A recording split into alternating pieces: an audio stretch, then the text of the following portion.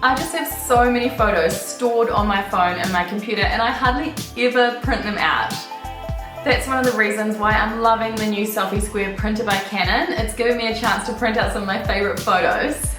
And also the kids and I have been getting quite creative with the prints.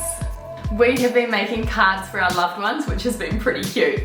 So I've just been folding craft paper in half, and then I help the kids print out a photo that they've chosen.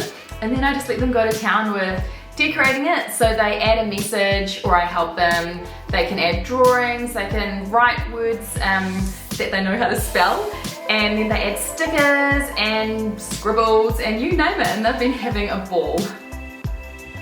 We've also been doing a bit of journaling, so that's been really great. I just find that if I add one of the photo prints to a page, it becomes a really nice starting point for the kids that they can then work off to tell a story, whereas if I give them a blank page, they're sort of not sure where to start. So that's been really wonderful, and again, lots of really cute creative results. And let's be honest, I have been enjoying doing my own creations with it, so I've been making cards, and yes, they do turn out a little bit different to the kids, but hey, that's half the fun.